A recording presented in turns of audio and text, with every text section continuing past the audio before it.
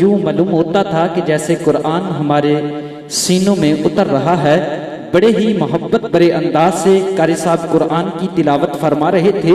عزیزان محترم، میں اس سوچ میں پڑ گیا کہ قاری صاحب قرآن پاک کی تلاوت فرما رہے ہیں تو ہمارے دلوں میں اتنا سرور آ رہا ہے جب اسی قرآن کی تلاوت کوئی اللہ کا ولی کرتا ہوگا۔ تھوڑا سا بولا کرو یار، محفل میں بیٹھ کر تھوڑا سا بولا کرو تاکہ ہمیں بھی پتہ چلے کہ ہماری گفتگو کی ان کو سمجھ آ رہی ہے۔ تو عزیزان محترم، میں بلا تاخیر و بلا تمہید، کیونکہ مجھے اشارہ ہو چکا ہے، میں دعوت خطاب دوں گا عالم بعمل، عالم نبیل، فاضل جلیل، عظیم مذہبی اسکالر حضرت علامہ مولانا قاری حفیظ اللہ مصطفی صاحب آئیں اور اپنے خطاب سے ہمارے قلوب و ذہان کو منور فرمائے۔ ان کے آمد سے قبل ایک زوردار تکبیر و رسالت کا نعرہ بلند کیجیے۔ نعرہ تکبیر، نعرہ رسالت، نعرہ تحقیق، نعرہ حیدری، نعرہ غوثیہ۔ الحمدللہ رب العالمین، بسم اللہ الرحمن الرحیم۔ وَقَضَىٰ رَبُّكَ أَلَّا تَعْبُدُوا إِلَّا إِيَّاهُ وَبِالْوَالِدَيْنِ إِحْسَانًا۔ صدق اللہ العظیم۔ صلاۃ والسلام علیکہ یا رسول اللہ۔ سادہ کر دے بالکل، مائک کی آواز زیادہ نہ ہو۔ وعلیٰ آلِکَ وَأَصْحَابِکَ یا حبیب اللہ۔ حمد و ثنا کے بعد عزت و تکریم کے لائق معزز و محتشم حاضرین، السلام علیکم ورحمۃ اللہ۔ چند باتیں آپ کے گوش گزار کر کے گفتگو سمیٹ لوں گا۔ دعا ہے اللہ حق بیان کرنے کی توفیق عطا فرمائے۔ ارشاد باری تعالیٰ ہے، تیرے رب نے فیصلہ فرما دیا۔ بار بار نہ، کم کرے آواز، تھوڑی سی کر دے، بالکل چھیڑنا نہیں اب دوبارہ آپ نے، جزاک اللہ۔ تیرے رب نے فیصلہ فرما دیا، اللہ کے علاوہ کسی کی عبادت نہ کرو۔ وبالوالدین احسانا، اور والدین کے ساتھ حسن سلوک سے پیش آؤ۔ اپنی عبادت کے ماں بعد ہم سے اس بات کا تقاضا کیا گیا کہ تم والدین کے ساتھ حسن سلوک سے پیش آؤ۔ نبی رحمت صلی اللہ علیہ وسلم فرماتے ہیں، رضا اللہ فی رضا الوالدین و سخط اللہ فی سخط الوالدین۔ فرمایا اللہ کی رضا والدین کی رضا میں ہے اور اللہ کی ناراضگی والدین کی ناراضگی میں ہے۔ جس نے ماں باپ کو راضی رکھا اس نے اللہ کو راضی کیا، اور جس نے ماں باپ کو ناراض کیا اس نے اللہ کو ناراض کیا۔ دوستو، آپ نشان لگا لو اس بیٹے پہ جو فرما بردار ہے، اور اس بیٹے پہ بھی نشان لگانا نہ بھولیے گا جو نافرمان ہے۔ آپ کو دنیا میں رزلٹ ملے گا۔ فرما بردار بیٹا جیے گا شان سے، مرے گا ایمان سے، اور جو نالائق ہوگا، نافرمان ہوگا، خدمت سے جی چرانے والا ہوگا، وہ دنیا میں بھی ذلیل ہوگا، اور جب داور محشر جو قیامت کا منصف ہے اس کے سامنے جائے گا تو سر پہ عزت کی دستار نہیں ہوگی، بلکہ ذلت و رسوائی کا سامنا کرنا ہوگا۔ سیدھی سی بات ہے دوست، عزت سے جینا ہے تو ان بوڑھوں کی عزت کرو، اور اگر یہ روٹھ کے چلے گئے تو عرش کا رحمان ہم سے ناراض ہو جائے گا۔ آج سے تقریباً ایک عشرہ پہلے کی کہانی ہے۔ میں ایک سفر میں تھا تو مجھے سر راہ ایک بوڑھا ملا۔ خدا جھوٹ نہ بلائے تو اس بوڑھے کی عمر 80 برس تھی۔ دودھ کی طرح سفید داڑھی ہے، ہاتھ میں عصا، سر پہ کپڑوں کی گٹھڑی ہے، چل چلاتی کڑکتی دھوپ ہے۔ اس بوڑھے کا سارا بدن پسینے سے شرابور تھا۔ گزرتے میرے قدم رک گئے، میں نے انہیں اپنے ساتھ بٹھا لیا، اور میں نے محسوس کیا کہ یہ بوڑھا زخمی ہے، اور یہ زخم کسی پرائے نے نہیں، اپنے نے دیے ہیں۔ میری الجھی باتیں تھی۔ میں نے کہا کہاں کے ارادے ہیں بابا جی؟ تو انہوں نے مجھے منزل سے آگاہ کیا۔ میں نے کہا قریب اڈا تھا، گاڑی پہ بیٹھ جاتے۔ فرماتے میرے پاس بیٹا کرایہ نہیں ہے۔ میں نے کہا بابا جی بیٹے کو ساتھ لے لیتے۔ جب میں نے بیٹے کا کہا تو بوڑھے کا لہجہ ٹوٹ گیا، چھم چھم آنکھیں برسنے لگی، ہونٹ کپ کپانے لگے۔ مجھے رو کے فرماتے مولوی صاحب آج بیٹے نے گھر سے نکال دیا ہے، گھر سے والد کو نہیں بھائی رب کی رحمتوں کو نکال دیا۔ یہ ناراض گئے تو اللہ ناراض ہو جائے گا، ان کی رضا میں ہی اللہ کی رضا ہے۔ आपने हज़ार बार ये उलमा से वाक़या सुन रखा है। मूसा अलैहिस्सलाम एक दिन अल्लाह से अर्ज़ करते, या अल्लाह जन्नत में मेरा हमसाया कौन होगा? तो फरमाया फ़लाँ कसाई। अब उसका अमल ढूंढने के लिए उसकी दुकान पे आए और अपने बारे में ख़बर नहीं दी कि मैं अल्लाह का नबी मूसा अलैहिस्सलाम हूँ। उसके मेहमान बन के उसके घर तक आए। अच्छा दोस्त, ऐसा नहीं हुआ कि वो नज़रें चुरा के पीछे हुजरे में चला गया हो। अमूमन जिस तरह हमारे रवैये हैं, बोतल बर्गर छुपा के ले जाते हैं। और मैं ये भी नहीं कहता कि आप बीवी की खिदमत ना करो, ज़रूर करो। देखिए, आपकी खातिर माँ बाप, बहन भाई, सहेलियाँ छोड़ के आती हैं, उसकी खिदमत आपके कंधों पे है। लेकिन मेरा कहना है जो मुकद्दम रिश्ते हैं, जिन्होंने पाला पोसा, जवान किया, हमें यहाँ तक ला के खड़ा किया, इंतहाई माजरत से कहूँगा, उनसे 100 रुपया छुपा के ले जाते हुए क्या हमें शर्म नहीं आती? उसकी औकात ही क्या है यार। खैर, मूसा अलैहिस्सलाम फरमाते हम घर में दाखिल हुए तो मैंने क्या देखा, उसने सबसे पहले लकड़ियाँ जमा की, आग जलाई, उस पर हंडियाँ रखी, अपने हाथों से खाना बनाया। जब खाना पक गया तो एक चारपाई पे नहीफ सी बुढ़िया थी, उसको उठाया और नवाले तोड़ तोड़ के उसके मुंह में रखे।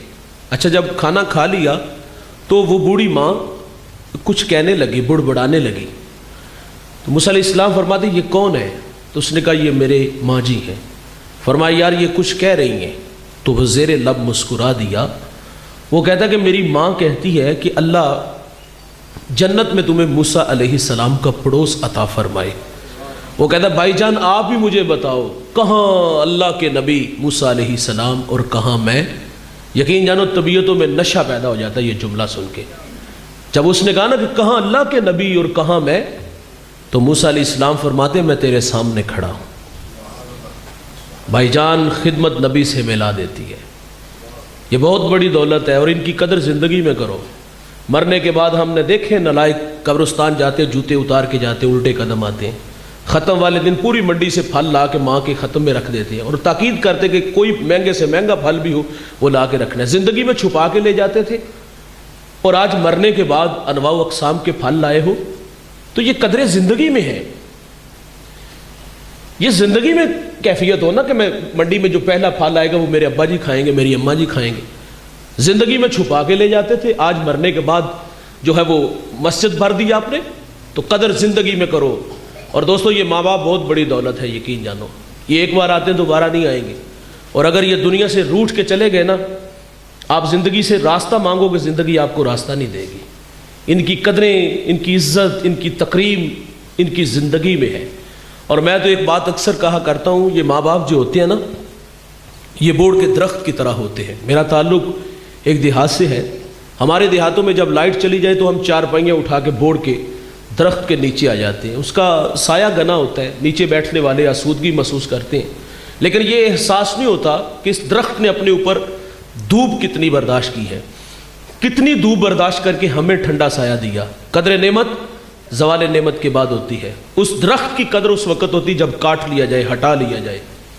मेरा सवाल है, मुझे बताइएगा, जहाँ कभी शजर था और आप लाइट चली जाए, चारपाई उठा के उसी जगह पे आके बैठो तो क्या आसूदगी मिलेगी? वो धूप तो अब अपने सर पे आ गई ना। दीवार का साया ढूंढेंगे तो आसूदगी नहीं मिलेगी। जवानों, माँ बाप जो होते हैं ये बोर्ड के दरख्त की तरह होते हैं। ये सारे ज़माने के दुख, आजमाइशें, तकलीफ़ें अपने ऊपर ले लेते हैं, लेकिन अपनी औलाद को तत्ती हवा नहीं लगने देते। मैं रात का मुसाफिर हूँ, अक्सर लेट घर जाता हूँ। जब भी किसी बड़े शहर से रात 2-3 बजे गुजरता हूँ तो मैं देखता हूँ फैक्ट्रियों से बूढ़े जवान काम से फारिग होकर घरों की तरफ जा रहे होते हैं। जवानों को देख के कभी भी ताज्जुब नहीं हुआ। बात समझ में आती है, इनके कुछ ख्वाब सपने हैं। ये हमसाए के घर से बड़ा घर चाहते हैं, हमसाए के घर में खड़ी गाड़ी से बड़ी गाड़ी चाहते हैं। ये शहर का, देहात का, बूरे वाला का अमीर तरीन बनने का ख्वाब रखता है। इसलिए जान जोखों में डाली, परदेश में धक्के भी खाए, 10 साल मिस्त्रियों के पीछे दाबड़े भी उठाए, फैक्ट्रियों में 18-18 घंटे काम किए। बात समझ में आती है, लेकिन ताज्जुब बूढ़ों को देख के होता है कि ये वक्त आराम का था, खिदमत करवाने का था। क्या मुसीबत पड़ी है फैक्ट्री में 18 घंटे काम करने की? ये तो घर से निकलता है तो 10 जगह साइकिल पे सांस लेता है और फिर फैक्ट्री तक पहुंचता है। ये 18 घंटे काम क्यों करता है? फिर ये ख्याल रोक लेता है यार पेट लगा है। इसके भी तो कुछ तकाजे हैं। लेकिन जब उम्र देखता हूं कि मुंह में दांत नहीं, अनवाउ अकसाम के खाने फल नहीं खा सकता, ये बूढ़ा अपनी जात पे क्या खर्च करता होगा? सुबह चाय रस, रात को दलिया, اپنی ذات پہ 50 روپے خرچ کرنے والا فیکٹری میں 18 گھنٹے کام کیوں کرتا ہے؟ میں والدین کی عظمت کو سلام پیش کرتا ہوں. ان کے پیش نظر ہوتا ہے پہلے بچے چھوٹے تھے اسکول پڑھتے تھے، اب کالج میں یونیورسٹیوں میں پڑھتے ہیں، اب تعلیمی اخراجات بڑھ گئے، اس لیے 8 سے 18 گھنٹے کام کیے. ہماری بوڑھی ماں گھر میں سلائی مشین چلا رہی ہے، نظر والی اینک لگ گئی، فٹ بال سی رہی ہے، کئی بار ہاتھ زخمی ہوا.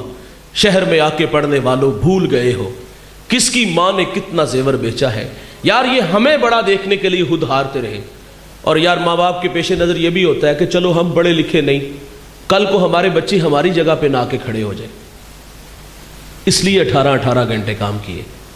ہمیں بڑا دیکھنے کے لیے خود ہارتے رہے. لیکن صد افسوس دوست، جب ہم بڑے ہوئے تو ماں باپ چھوٹے ہو گئے. ماں باپ کو انگلش کا کوئی ٹیڑھا بیڑا لفظ بولتے نا، پڑھے لکھے جو نہیں ہوتے، تو اولاد مذاق اڑاتی. 4 کلاساں پڑھ لینے گل کرنی تو دی، کبھی ماضی کے اوراق پلٹ کے نہیں دیکھے. تمہیں وہ سردیوں کی ٹھٹھرتی راتیں یاد نہ آئی، تمہیں وہ پردیس کے دھکے یاد نہ آئے، وہ در در کی غلامی یاد نہ. اس بوڑھے نے کتنی محنت سے ہمیں پالا اور آج بات کرتے ہوئے بھی ہمیں شرم نہیں آتی. آج ہم کہتے 4 کلاساں پڑھ لینے گلتے کرنی ہم دی، اور کچھ نکمے تو ایسے تعارف کراتے ہوئے شرماتے ہیں. میری دیوار کے متصل میرا ہمسایا جوتے گانٹ گانٹ کر کے اس نے بچوں کو پڑھایا. بچے لاہور آ گئے، یہ بوڑھا دیہات سے گڑ گنا سوغات ہوتی ہے ہماری، یہ لے کے لاہور بچوں سے ملنے آیا. تو اس دن اس کے دوست بھی آئے ہوئے تھے، ملاقات کر کے باہر آنے لگا تو کسی دوست نے کہا یہ بوڑھا کون ہے؟ تو وہ کہتا ہے یہ دیہات میں ہمارا ملازم ہے. اور ماں باپ ہماری خدمت نوکروں کی طرح کرتے ہیں، لیکن نکمی اولاد کو تو نوکر نہیں سمجھنا چاہیے. اور ہمیں بڑا دیکھنے کے لیے خود ہارتے رہے. ہم بڑے ہوئے تو ماں باپ چھوٹے ہو گئے. میرا کہنا ہے بھائی، تم علامہ ہو، تم مفتی ہو، تم پیر ہو، تم بہت بڑے سیاستدان ہو، بہت بڑے سرمایہ دار ہو، جب گھر جاؤ نا تو یہ سارے سٹار اتار کے جایا کرو.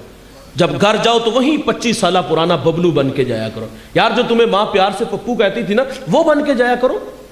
ہم گھر میں بھی جاتے ہیں تو بڑے بن کر جاتے ہیں.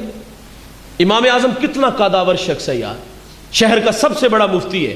ماں کہتی بیٹا میں فلاں مسئلہ فلاں بوڑھے عالم سے پوچھنے سواری تیار کرو. امام اعظم یہ تو نہیں کہتے ماں سوال کرو جواب ملے گا، دلائل کے انبار لگاؤں گا، تشفی ہوئی ٹھیک نہیں تو چلے جائیں گے. یہ بھی نہیں کہتے ماں کیا کہہ رہی ہو، اس کے پاس جانے سے توقیر کم ہوگی، تیرا بیٹا خود بہت بڑا عالم ہے، وہ خود مجھ سے اصلاح کے لیے آتی ہے، ان کے پاس جانے سے توقیر کم ہوگی. بولے والے مان جاتے، سواری تیار کرتے، ماں کو سواری پہ بٹھاتے، خود نکیل پکڑتے اور اس عالم کے دروازے پر آ جاتے. اچھا وہ شرمندہ ہوتے ہیں امام اعظم کو دیکھ کے نا، تو آپ فرماتے یار میری ماں نے آپ سے کوئی مسئلہ پوچھنا، ان کی تشفی کر دیں. سوال کا جواب نہ آتا تو امام اعظم آہستہ آواز میں اس مسئلے کا جواب دیتے اور فرماتے تھوڑی سی اونچی آواز میں یہ مسئلہ میری ماں کو بیان کر دو. ان کے پاس بڑا بن کے نہ دوست جاؤ، چھوٹا بن کے جاؤ.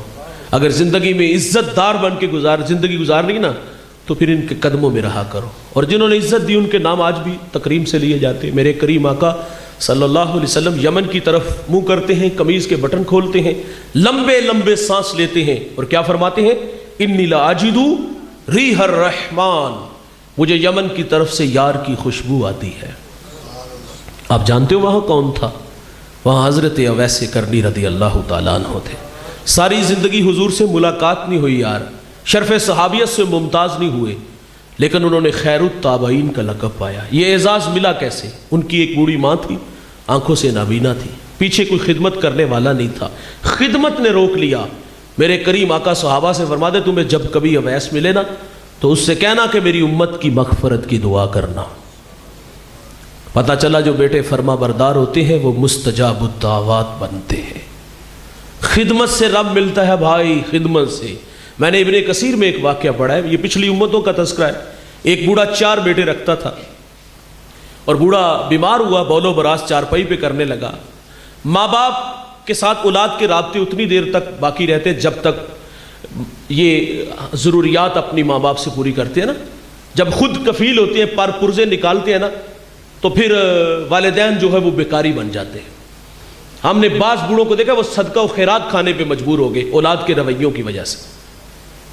اچھا وہ بوڑھا زندگی موت سے لڑنے لگا. جو چھوٹا بھائی تھا، 4 بیٹے تھے اس کے، جو سب سے چھوٹا تھا، اس نے اپنے دوسرے 3 بھائیوں کو جمع کیا اور کہا والد اس وقت بیمار ہے اور انہیں خدمت کی ضرورت ہے. اب عجیب سا فیصلہ ہے کہ اگر باپ کی خدمت میں کروں تو وراثت سے مجھے کچھ نہیں ملے گا، اور اگر آپ کرو تو آپ کو نہیں ملے گا۔ کتنا آسان کام ہے یار۔ برے والا میں اگر یہ فیصلہ کوئی خاندان کرے تو عجیب لگے گا کہ نہیں لگے گا، کہ یار باپ لے لو، یہ 4 مربع زمین میرے نام کروا دو، یا 1 مربع تو بڑی دور کی بات ہے، ایک جو ہے نا وہ کنال جگہ ایک ہاتھا لگوانا ہو تو مسئلہ بن جائے گا۔ میں اس شخص کو جانتا ہوں جو 1 انچ دیوار رکھنے پہ 2 بھائیوں کا گلا کاٹ دیتا ہے۔ یہ کوئی مشکل نہیں، کوئی کہے کہ یار ابو لے لو، ابو مجھے دے دو زمین تم لے لو، وہ کہے تجھ سے بڑا تو بے وقوف ہی کوئی نہیں، ہم تو تجھے راستے سے ہٹانے کے لیے منصوبہ بنا رہے تھے۔ اچھا وہ کیسا عجیب بیٹا تھا جس نے کہا باپ مجھے دے دو، باپ لے لو یا وراثت لے لو۔ تینوں نے نظریں ملائی، دنیا کے بھوکے تھے، دولت لے اڑے، اور اس کی آرزو بھی تھی کہ والد مجھے ملے۔ اس نے تا دم آخر جب تک باپ زندہ رہا خدمت کی۔ جب سانسیں ٹوٹنے لگی تو بوڑھے باپ کے لبوں پہ یہ کلمات تھے، بیٹا میں راضی ہوں۔ میرے نبی فرماتے جس کا باپ راضی اس کا رب راضی۔ ہمارے دیہاتوں میں نا ہمارے جب بوڑھے راضی ہوتے نا، میں یہ بات اکثر کہتا ہوں، یار مرنے سے پہلے یہ جملہ ضرور اپنے ماں باپ سے کہلوائیے گا، اور یقین جانو مشکل بھی کوئی نہیں، اپنے عمل سے کہلوائیے گا۔ ہمارے جب ماں باپ راضی ہوتے تھے ایک جملہ بولتے تھے، جا پتر تینو ستئی خیرانے۔ یہ اپنی زندگی میں کہلوا کے اپنے عمل اور رویے سے۔ وہ بوڑھا دنیا سے چلا گیا، یہ غربت کی لکیر پہ کھڑا ہے۔ ایک شب سویا کہ ایک اللہ والا ملا، کہا بیٹا فلاں شجر کے نیچے 100 درہم پڑا ہے۔ پوچھا حضرت اس میں برکت ہے؟ کہا برکت نہیں ہے، کیونکہ کثرت اور ہے برکت اور ہے۔ دوسرے دن پھر ملے، کہا بیٹا وہاں 10 درہم پڑے ہیں، کہا برکت، کہا نہیں۔ تیسرے دن ملے، کہا 1 درہم ہے، کہا برکت، کہا ہاں اس میں ہے۔ درہم اٹھایا، بازار گئے، وہاں ایک دکاندار آواز دے رہا تھا 1 درہم میں 2 مچھلیاں۔ گھر لایا، پیٹ چاکیے، 2 قیمتی موتی نکلے۔ ایک موتی لے کے بازار آیا، سونار کو دکھایا، بھلا زمانہ تھا، آج تو لوگ دا لگا لیتے ہیں نا، تو اس نے کہا پورے بازار میں اس کی کوئی قیمت نہیں ادا کر سکتا۔ بات سے وقت تک پہنچی، اس نے جواہری بلائی، اس ایک موتی کی قیمت کیا طے پائی؟ 10,000، 20,000، 25,000 درہم؟ نہیں دوست، ایک موتی کی قیمت 30 خچر ان پہ جتنا سونا لاد لیا جائے۔ سونا گھر لے گیا، اس نے دوبارہ بلایا، کہا اور موتی؟ کہا ہاں ہے، بیچتے ہو؟ کہا بالکل۔ کہا قیمت؟ کہا اب ریٹ ڈبل ہو گیا۔ کہا کوئی مسئلہ نہیں ہے، 60 خچر سونا لاد کے لے گیا۔ یقیناً اس شہر کا بادشاہ کے بعد سب سے امیر شخص وہ ٹھہرا۔ کون جوانوں؟ بولیے گا۔ جس نے اپنے بوڑھے باپ کی، بھائی جان یہ دولت ہی سب کچھ نہیں ہوتی، یہ ٹگئی سب کچھ نہیں ہوتے۔ ماں باپ بہت بڑی دولت ہے یار، ان کی قدر کرو۔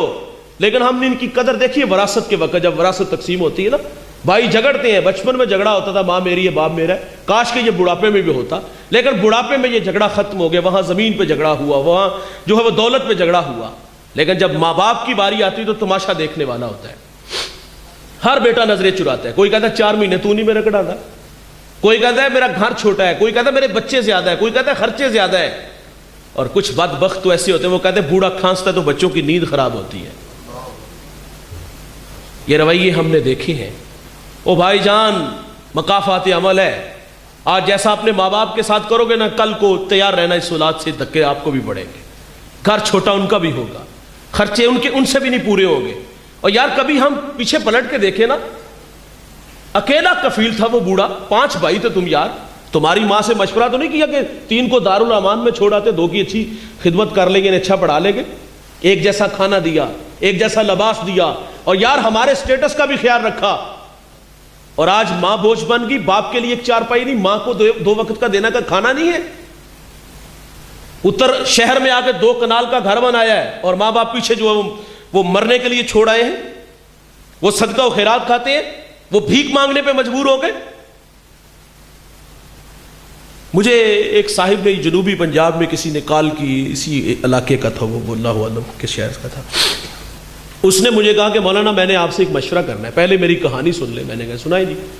وہ کہتا ہے میری والدہ جوانی میں بیوہ ہوئی، میں اکیلا بھائی ہوں، کوئی بہن نہیں میری، تو کہتا ہے میں اس بات کا اعتراف کرتا ہوں میری ماں نے میری بڑی خدمت کی ہے، لوگوں کے گھروں میں برتن مانجے ہیں، لوگوں کی خدمت کر کے مجھے پڑھایا لکھایا، اور وہ کہتا ہے اب میں شادی شدہ ہوں، اور گھر میں جو میں دیکھتا ہوں نو ساس کا جھگڑا رہتا ہے، اس میں غلطی میری ماں کی زیادہ ہے، تو آپ مجھے مشورہ دیں میں کیا کروں۔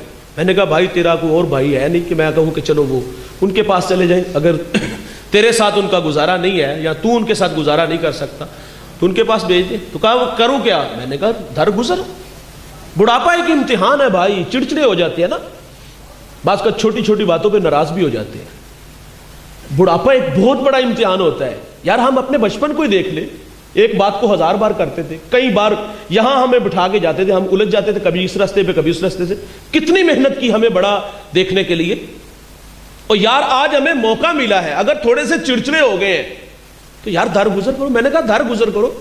وہ کہتا مولانا میرے ذہن میں ایک ترکیب آئی ہے۔ میں نے کہا جی فرمائیں۔ وہ کہتا میں اپنی ماں کا نکاح نہ کر دوں۔ میں نے کہا تیری والدہ کی عمر کتنی ہے؟ تقریباً اس نے مجھے بتائی 55 یا 60 سال۔ میں نے کہا ظالم جوانی تو تیرے نام لگا دی، جب سہارے کی ضرورت تھی تجھے سہارا سمجھا، اور تجھے بڑا دیکھنے کا خواب دیکھا، لوگوں کی مزدوریاں کی، گندی نظروں کی شکار بھی ہوئی ہوگی، اور آج اپنی عیاشیوں کے لیے ماں کو گھر سے نکال رہے۔ اگر یہ دنیا سے روٹ کے گئے تو عرش کا رحمان ہم سے ناراض ہو جائے گا۔ میرے نبی فرماتے الا انبئکم باکبر الکبائر، صحابہ میں تمہیں بڑے بڑے گناہوں کی خبر نہ دوں؟ عرض کی آقا ارشاد فرمائے، فرمایا الاشراک باللہ، اللہ کے ساتھ کسی کو شریک ٹھہرانا، وعقوق الوالدین، والدین کی نافرمانی کرنا، وقول الزور، جھوٹی گواہی دینا۔ بڑے گناہوں میں ایک گناہ ماں باپ کی نافرمانی ہے۔ ترمذی کی روایت، ابو ہریرہ راوی، باب الفطر میں یہ روایت موجود ہے۔ آقا فرماتے جب میری امت میں 15 بری خصلتیں آ جائیں گی، ریحن حمراؤ، امت انتظار کرے سرخ آندھیوں کا، وزلزلاتن، زلزلوں کا، انہیں زمین میں دنسا دیا جائے گا، اور آسمان سے بھی تابڑ توڑ حملے ہوں گے۔ وہ 15 بری خصلتیں کون کون سی ہیں؟ عزت تخذ الفیء دولاً، فرمایا جب حکمران طبقہ سرکاری خزانے کو دونوں ہاتھوں سے لوٹنا شروع کر دے گا، والامانۃ مغنماً، جس کے پاس امانت رکھی جائے گی ذاتی مال سمجھ کے ہڑپ کر جائے گا، والزکاۃ مغرماً، مالدار لوگ زکات دینا چھوڑ دیں گے، وتولم لغیر الدین، علماء دین دنیا کے طلبگار بن جائیں گے، وآتی رجل امرأتہ، آدمی بیویوں کے فرما بردار ہوں گے، وأک امہ، ماؤں کے نافرمان ہو جائیں گے، وادنا صدیقہ، دوست کے ساتھ حسن سلوک سے پیش آئیں گے، وأقصی اباہ، باپ کے ساتھ بد سلوکی کریں گے، وشربت الخمور، شرابیں عام ہوں گی۔ اس امت کا اول آخر پہ لان تان کرے گا۔ پھر کیا ہوگا؟ سرخ آندیاں چلیں گی۔ پھر کیا ہوگا؟ زلزلے آئیں گے۔ پھر کیا ہوگا؟ زمین میں دنسا دیا جائے گا۔ پھر کیا ہوگا؟ آسمان سے یالا باری ہوگی۔ کب جوانوں؟ جب ماں باپ دکھی ہو جائیں گے۔ کب جوانوں؟ جب ماں باپ اولاد کے رویوں سے نالا ہو جائیں گے۔ پھر رحمت خدا بندی روٹ جائے گی، اور ناراضگی کے اظہار مختلف صورتوں میں ہوں گے۔ ایک صحابی نے حضور سے عرض کیا آقا قیامت کب آئے گی؟ کوئی نشانی ارشاد فرما دے۔ تو میرے نبی فرما دے جب مائیں ذلیل ہو جائیں گی۔ اور یہ گھر گھر کی کہانی ہے۔ میرے ایک ملنے والے تھے، اترا ہوا چہرہ ہے۔ میں نے کہا خیریت؟ پھوٹ پھوٹ کے رونے لگے، کچھ آنسو تھمے تو میں نے کہا کچھ بتائیں گے؟ تو مجھے فرماتے آج بیٹے نے منہ پہ تھپڑ مارا ہے۔ میرا ہاتھ پکڑ کے سر پہ رکھ دیا، قریب تھا کہ پھٹ جاتا۔ اچھا میری دوبارہ پھر ملاقات ہوئی ان سے، انہوں نے یہ میری باتیں سوشل میڈیا سے سنی تھی، تو میں نے پھر آپ دیدہ دیکھا۔ میں نے کہا ظالم نے پھر تو نہیں مارا؟ تو مجھے کہتے اس نے تو کچھ نہیں کہا، تیری باتوں نے دکھی کیا۔ میں نے کہا میں نے آپ کو کیا کہا؟ تو کہتی میں نے تیری یہ باتیں سنی ہیں ساری، تیرے سامنے بہت سارے لوگ بیٹھے تھے، تو کہتی مجھے خوف سا آنے لگا، دل ڈوبنے لگا کہ اتنے لوگوں میں سے کسی نے میرے بیٹے کو بد دعا نہ دی ہو۔ میں نے کہا ظالم تو تھپڑ مارتا ہے اور وہ تیری زندگی کی بھیک مانگتی ہے۔ اچھا پہلے ماں باپ ڈرتے تھے یہ کہیں گھر نہ چھوڑ دیں، کھانا کھانا نہ چھوڑ دیں، اب ماں باپ کا یہ ڈر نہیں، اب تو ظالم اچھے ہوٹلوں سے لا کے سامنے بیٹھ کے کھاتے ہیں۔ اب ماں باپ خوف زدہ اس لیے ہوتے ہیں، ڈرتے اس لیے کہ کہیں منہ پہ تھپڑ نہ مار دے۔ کہتے نہیں بچے تو بھونک رہی ہے، کہتے نہیں ہم کہ تجھے تو بات کرنے، ہم کہتے 10 بندے بٹھاؤ، غلط ہوئے تو جوتے کھائیں گے۔ میں ٹوبٹ ایک سے ایک جگہ حاضر ہوا تو ایک بچے سے میری ملاقات دوستوں نے کرائی، یہ تبلیغ کرتا ہے۔ جی میں جی بہت اچھی بات ہے، کہاں تو رجال ہے، کہاں لوگ نکلتے ہیں۔ میں نے کہا بیٹا اللہ آپ کو استقامت دے۔ تو ساتھ ہی ایک دوست نے سرگوشی کی، وہ کہتا ہے یہ باپ کا گستاخ بھی ہے۔ دستار کے ہر پیش کی تصدیق ہے لازم، ہر صاحب دستار معزز نہیں ہوتا۔ بڑی بڑی پگڑیاں باندھ لینے سے بندہ علامہ فاما نہیں ہوتا، بندہ رویوں سے بڑا ہوتا ہے۔ تو میں نے کہا بیٹا یہ تو بہت بری بات ہے۔ وہ کہتا ہے مجھے بھی بٹھائیں، والد کو بھی بٹھائیں، میں غلط ہوا تو جوتے کھاؤں گا۔ میں نے کہا شرم کرو۔ خیر کوئی 1-2 بات کی تھی کہ اس کی دماغ میں یہ بات دل میں اتر آئی۔ وہ کہتا وہ نہیں مانے گا۔ میں نے کہا جاؤ یار ایک دفعہ۔ واپس آیا تو آنکھیں برس رہی تھی۔ وہ کہتا میرا باپ تو بڑا ہی مہربان ہے، میں صرف ہاتھ باندھ کے کھڑا ہوا ہوں اور میرے باپ نے مجھے سینے سے لگا لیا، اور یہ بڑے مہربان ہیں یار، ان کی قدر کرو، یہ لوگ دوبارہ نہیں آتے۔ میرے نبی فرماتے جنت تمہاری ماں کے قدموں تلے ہے، اور عملاً رسول اللہ نے ہمیں کر کے بھی دکھایا. مصلی پہ کھڑے ہیں, تا حد نظر اصحاب ہیں, آنکھوں میں آنسو اتر آئے اور فرماتے کاش کہ آج میں محمد کی ماں زندہ ہوتی. یار جس نے دکھوں کا دور دیکھا ہو نا, خوشحالی آئی تو انسان آرزو کرتا ہے کاش کہ میرے ماں باپ ہوتے. میرے ایک دوست نے گاڑی لی, میں نے مبارکباد پیش کی تو آپ دیدہ ہو گئے. میں نے کہا یہ خوشی کے آنسو ہیں یا ماضی کی تلخیاں؟ وہ کہتے ہیں ایک زمانہ تھا کہ ماں بیمار ہو گئی اور میرے پاس اتنے پیسے نہیں تھے کہ میں ماں کو گاڑی پہ بٹھا کے ہاسپٹل لے جاتا. وہ کہتا راستے میں ہی ماں زندگی کی بازی ہار گئی. وہ کہتا آج سب کچھ ہے, ماں نہیں ہے. بھائی جان یہ بہت بڑی دولت ہے. بڑا یاد آتے ہیں یار جس نے دکھوں کا دور دیکھا نا, غربت کی کہانی ہے نا, کبھی غربت کی لکیر پہ کھڑے ہوتے, آج معیشت آسمان کو چھو رہی ہے. کبھی اچار سے روٹی کھاتے تھے, ایک وقت کا ہوتا تھا, ایک وقت کا ہوتا نہیں تھا, اور آج دسترخوان پہ انواع و اقسام کے کھانے پھل ہیں. بڑا یاد آتے ہیں, یقین جانو کاش وہ ہوتے تو یہ زندگی کی بہاریں بھی دیکھتے. کبھی کوئی گلی محلے میں نہیں جانتا تھا. میری ماں بچپن میں کہتی پتر میری آرزو تو رضا ثاقب جیسی گفتگو کیا کرے. یہ خواب انہوں نے دیکھا 97 میں, 2 سال بعد اللہ کے پاس چلی گئی. ہم راضی بر رضا ہیں, جانا ہی سب نے, ہم نے بھی چلے جانا ہے, لیکن جانے والے یاد بڑا آتے ہیں. وہ کیا کسی نے کہا تھا کہ مرنے والے یہ بات کیا جانے, جینے والوں پہ کیا گزرتی ہے. زندگی اپنوں کے بغیر بڑی اوکھی ہو جاتی ہے یار. وہ تو چلی گئی, میں ان راہوں کا مسافر بنا. آج عزتوں سے نوازا گیا, پورے پاکستان میں جاتا ہوں, بیرون ملک بھی جاتے ہیں, لیکن یہ آنکھیں ڈھونڈتی ہیں اس ماں کو, کاش وہ ہوتی تو یہ محبت والی کہانی بھی دیکھتی. یہ انسان کی فطرت ہے, وہ ڈھونڈتا ہے ان رشتوں کو, کاش وہ ہوتے. کبھی گلی محلے میں نہیں جانا, پوری دنیا میں شہرت ہے. کبھی پاس سائیکل نہیں تھا, جہازوں کا سفر ہے. انسانی فطرت ہے کہ وہ ڈھونڈتا ہے اپنوں کو. یار میرے رسول کی والدہ 6 سال کی عمر میں بچھڑی تھی. جب آپ مدینہ سے واپس مکہ آ رہی تھی, راستے میں ایک ابوا نامی بستی ہے, جہاں سیدہ آمنہ آ کے رک گئی. بخار نے آ گھیر لیا. آپ جان گئی کہ یہ بخار جان لے گا. وقت رخصت ام ایمن کو کہا کہ میرے بیٹے کو باحفاظت امیر قریش تک پہنچا دینا, اور حضور کو پاس بلایا. ادھر بچپنے کی معصومیت, پیشانی میں نبوت کا نور ہے. ماں بیٹے میں کھب سی جاتی ہے. 2 ایک باتیں کی اور پھر ہمیشہ کے لیے پہاڑوں میں خاموش ہو گئی. فرماتی بیٹا کل حی میت کل جدید بال کل کبیر یفنا وانا میتۃ وذکر باق وولدت طہرا. فرمایا بیٹا ہر نئی چیز نے پرانا, ہر باقی نے فنا ہو جانا ہے. فرمایا میں بھی جا رہی ہوں, لیکن سنو بیٹا میرا ذکر باقی رہے گا. وہ اس لیے کہ میں تیرے جیسا پاکیزہ اور ستھرا محمد چھوڑ کے جا رہی ہوں. سانسوں کی مالا ٹوٹ گئی, موتی فضا میں بکھر گئے. ماں سے لپٹ کے روئے, پھر ننھے ہاتھوں سے کالے پتھروں کی قبر بنائی, آنسوؤں کا چھڑکاؤ کیا. جہاں تک ماں نظر آتی رہی پلٹ کے دیکھتے ہیں. میں نے سیدہ آمنہ کے مزار کی 2 دفعہ زیارت کی ہے. یہ مدینہ سے 350 کلومیٹر کے فاصلے پر ہے. پہلی دفعہ حاضر ہوا, پہاڑ کے نیچے تھا, ماحول خاموش تھا, ہوا کا کہیں سے کوئی ایک جھونکا بھی نہ آیا. لیکن جب سیدہ آمنہ کے قدموں میں جا کے کھڑا ہوا, یقین جانو ایسا لگا کہ اللہ نے جنت کے 8 دروازے ہی کھول دیے ہوں. آج بھی جنت سے ٹھنڈی ہوائیں سیدہ آمنہ کو سلام کرنے آتی ہیں. ام ایمن کہتی میں حضور کو لے کے پہاڑ سے نیچے آئی تو پلٹ کے دیکھا ساتھ نہیں تھے. فرماتی دوبارہ پھر پہاڑ پہ چڑھی اور میری آنکھیں کیا دیکھتی ہیں, حضور ماں کے سرانے کھڑے ہیں اور وہاں کھڑے ہو کر کہہ رہے تھے امی جی آپ تو جانتے ہو کہ میرا اس دنیا میں آپ کے سوا کوئی بھی نہیں ہے. ام ایمن نے سینے سے لگا لیا. آقا فرمایا کرتے تھے ام ایمن میری ماں کے بعد میری ماں لگتی ہے. آج مصلی پہ کھڑے ہیں, ماں کی یاد آئی. فرمایا کاش کہ آج میں محمد کی ماں زندہ ہوتی اور میں تمہیں نماز عشاء پڑھا رہا ہوتا.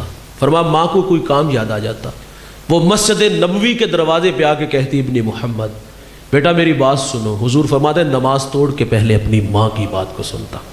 نعرہ تکبیر, نعرہ رسالت, نعرہ حیدری, اللہ محمد 4 یار حاجی خواجہ قطب فرید.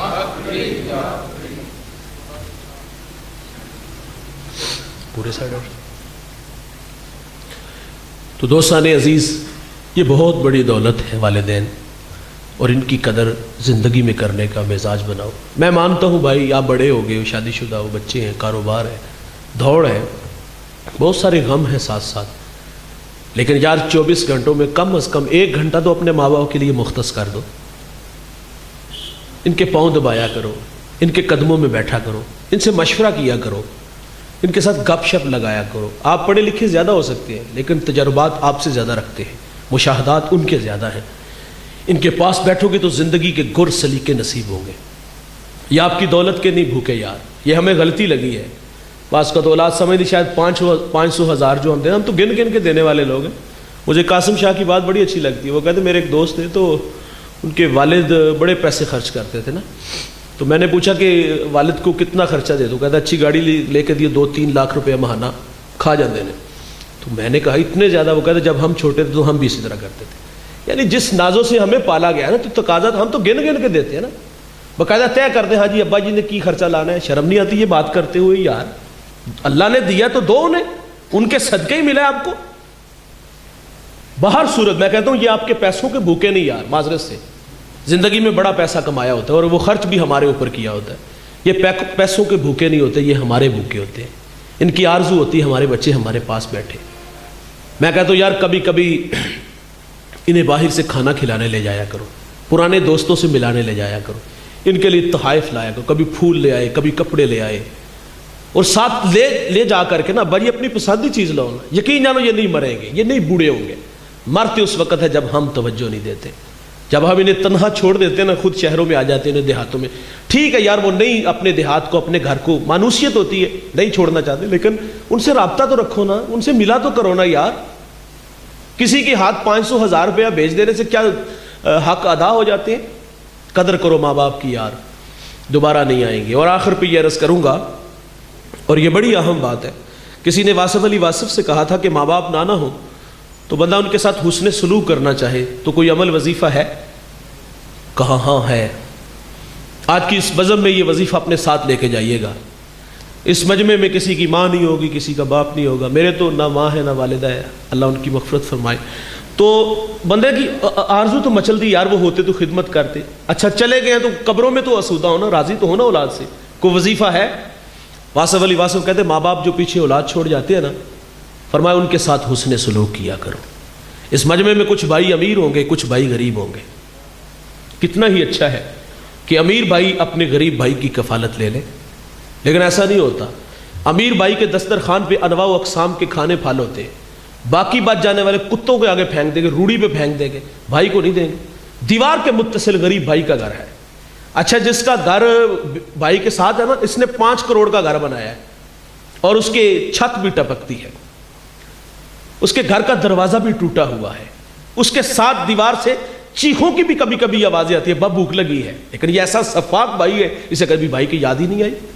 میں اس شخص کو جانتا ہوں جو 5 فیکٹریوں کا مالک ہے, اسی فیکٹری میں اس کا بھائی کام کرتا ہے. بھتیجے بھی گالیاں دے لیتے ہیں. کتنا ہی اچھا تھا یار بھائی کو سٹینڈ کر دیتا, لیکن ہم اپنے برابر نہیں دیکھنا چاہتے. یار میں ایک گھر کو جانتا ہوں, 6 بھائی ہیں, وہ 5 بھائی خوشحال ہیں اور ایک بھائی بیچارہ کبھی دیہڑی لگتی تھی کبھی نہیں لگتی تھی. اور ان 5 بھائیوں کو بھی نہ شرم آئی کہ یار ہمارا ایک بھائی غریب ہے, کتنا ہی اچھا ہے کہ ہم اپنے بھائی کو جو نا وہ تھوڑا سا سٹینڈ کر دیں. لیکن ایسا نہیں ہوتا. اس مجمع میں یہ بھی توجہ دلاؤں گا, کچھ بھائی امیر ہوں گے اور کچھ بھائیوں کی بہنیں غریب ہوں گی.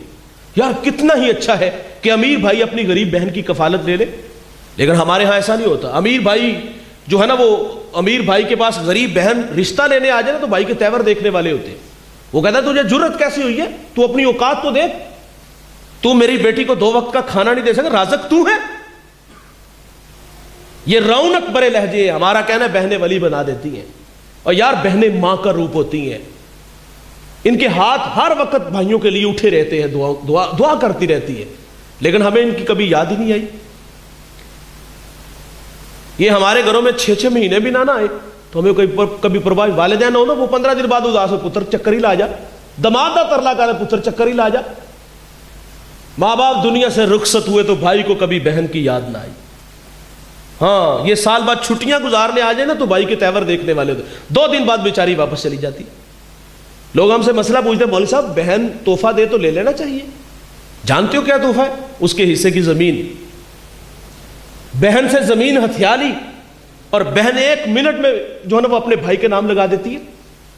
اور ایک اور چیز بھی اس کے پیش نظر ہوتی ہے, اگر میں نے حصہ مانگ لیا نا تو بھائی بچوں کو نفرت کا درس دے کے جائے گا. پھپھی نو منہ نہیں لانا, میں مار گیا تینوں میرا منہ نہ وہانا. کیا جرم ہے اس کا؟ اپنا حصہ ہی مانگا ہے, شریعت نے اس کا حصہ رکھا ہے, کیوں نہیں دیتے آپ؟ یہ رویے ہیں ہمارے. اور بھائی جان بہنیں ولی بنا دیتی ہیں, ان کے سر پہ شفقت برا ہاتھ رکھا کرو, ان سے رابطے میں رہا کرو یار, انہیں محسوس کروایا کرو ہم تمہارے کچھ لگتے ہیں. بڑے بھائی باپ کی جگہ پہ ہوتے ہیں. یہ گھر آئے تو انہیں خالی ہاتھ نہ موڑا کریں، یہ میرے رسول کی سنت ہے۔ میں نے پچھلے دنوں ایک بہت بڑا مذہبی اسکالر ان کا لیکچر سنا، بات سیدھی دل کو لگی۔ وہ کہتا ہے میرے پاس ایک شخص آیا، اس کو بلڈ کینسر تھا، کروڑ پتی آدمی تھا۔ میں نے پوچھا کہاں سے آئے ہو؟ پہلے تو اس نے اپنی کہانی سنائی کہ زندگی سے مایوس ہو چکا ہوں، دعا کرے اللہ تعالیٰ مجھے کوئی راستہ دے دے۔ پوچھا کہاں سے آئے ہو؟ کہا لاہور سے۔ آبائی شہر پوچھا، کہا فیصل آباد۔ تو کہا وہاں کوئی تیرے عزیز رشتہ دار ہے؟ کہا ہاں ہے، وہاں میرے چچا تائے بہنیں۔ تو کہا ان کی مالی پوزیشن کیسی؟ کہا وہ سب غریب لوگ ہیں۔ اگلی بات سنیے، اس نے سوال کیا کتنی دیر ہو گئی ان سے ملاقات کیے ہوئے؟ کہتا 20 سال ہو گئے۔ غریب تو رشتہ دار بھی نہیں، غریب تو کال کرے تو ہم اس کی کال اٹینڈ نہیں کرتے، کہیں قرض نہ مانگ لے، قرض دے دیا تو دے گا کیسے؟ کہا 20 سال ہو گئے کبھی ملاقات ہی نہیں کی۔ تو کہا تیرا علاج آج سے شروع ہوتا ہے۔ کہا کرنا کیا؟ کہا 20 دن ان لوگوں میں گزار کے آؤ، ان کی زندگی سے کچھ دکھ کم کر کے آؤ۔ یہ جو گردن میں، بعض لوگوں کے گردن میں سریا نہیں ہوتا، گارڈر ہوتا ہے، بعض لوگوں کو دولت کا بخار ہوتا ہے، وہ غریب رشتہ دار کو رشتہ دار ہی نہیں نہ سمجھتے۔ کہا 20 دن ان لوگوں میں گزار کے آؤ، ان کی زندگی سے کچھ دکھ کم کر کے آؤ، ان میں گھل مل سے جاؤ، کھانے کھاؤ ان کے ساتھ بیٹھ کے، کسی کو ٹریکٹر لے دینا، کسی کا ہال ٹھیک کروا دینا، کسی کا ٹیوب ویل ٹھیک کروا دینا۔ کہا 20 دن بعد آنا۔ جب وہ 20 دن بعد آیا، کہا دوبارہ ٹیسٹ کرواؤ۔ جب دوبارہ ٹیسٹ کروائے تو اس کو بلڈ کینسر۔ بھائی جان، جہاں دوا کام نہیں نہ آتی وہاں دعائیں کام آتی ہیں، اور دعائیں کروایا نہ یار کرو، دعائیں لیا کرو، کام ایسے کرو کہ کلیجے سے آوازیں اللہ اس کو شفا دے دے۔ میرے نبی فرماتے اگر عمر میں رزق میں برکت چاہتے ہو تو صلہ رحمی کیا کرو، اور تمہاری صلہ رحمی کے سب سے زیادہ مستحق تمہارے اپنے ہی غریب بہن بھائی ہیں۔ اپنا دسترخوان اپنے دکھی بہن بھائیوں کے لیے وسیع کر دو۔ اشفاق احمد کہا کرتے تھے کون سا اپنے پلے سے دینا ہے، اللہ کے دیے سے دینا ہے۔ اور آپ فرماتے ہیں ہماری دادی اماں کہتی بچے جب ہم بچے ہوتے تھے نا، کہتی پتر جو مٹھی بند رکھتا ہے نا اس میں چیز تھوڑی آتی ہے، جو مٹھی کھول کے رکھتا ہے اس میں چیز زیادہ آتی ہے۔ دینے والے کبھی کنگال نہیں ہوئے بھائی، دینے والا مزاج رکھو، اپنے دکھی بہن بھائیوں پہ خرچ کرو گے تو اس کا صلہ کیا ہے کہ قبر میں تمہارے والدین تمہارے اوپر راضی ہوں گے۔ میں شکر گزار ہوں صادق بھائی کا، جناب کی دعوت پہ آج یہاں حاضر ہوا۔ اللہ تعالیٰ جناب کی محبت سلامت رکھے۔ ماشاءاللہ اتنے ٹھٹھرتے ماحول میں اتنے لوگوں کو جمع کرنا، لوگوں کا آ جانا، یہ بہت بڑی بات ہے۔ اللہ آپ کی محنت جستجو کاوش قبول فرمائے۔ اللہ سے دعا ہے کہ اللہ ہمیں عمل کے جذبوں سے مالا مال فرمائے۔ اللہم صلی علی سیدنا و مولانا محمد وآلہ و اصحابہ وبارک وسلم۔ اے اللہ جو کہا سنا ہم سب کو عمل کی توفیق عطا فرما، سب کو دارین کی سعادتوں سے مالا مال فرما، قدم قدم پر حسنات عطا فرما، زندگی شان کی موت ایمان کی عطا فرما، سب کی جولیاں رحمت و رضوان سے بھرپور فرما۔ میرے مالک جتنے آئے ہیں گھروں میں پہنچنے سے پہلے سب کے گھروں میں درس قرآن کی برکتیں بھیج دے۔ میرے مالک ہمیں عمل کے جذبوں سے مالا مال فرما۔ اے اللہ ہمارے والدین کی مغفرت فرما، قبروں کو ٹھنڈا منور خوشبودار بنا، اچھے اعمال قبول فرما، کوئی غلطی سرزد ہوئی ہو تو اپنے کرم سے معاف فرما، ہماری دعائیں ان کے حق میں مستجاب فرما۔ میرے مالک تیرے حضور دست بدعا ہے، اللہ کشمیر کو آزادی عطا فرما، کشمیر کے مظلوموں کی مدد فرما، اے اللہ ان دکھی لاچاروں کی مدد فرما۔ 72 سال ہو گئے لڑتے لڑتے، 1 لاکھ لوگوں نے اپنی جانیں دے دی، اے اللہ انہیں آزادی جیسی دولت سے مالا مال فرما۔ ہماری مائیں بہنیں بیٹیاں بے آبرو ہیں، اے میرے مالک ان کی حفاظت فرما۔ صلی اللہ تعالیٰ علی النبی الامین وآلہ وصحبہ اجمعین۔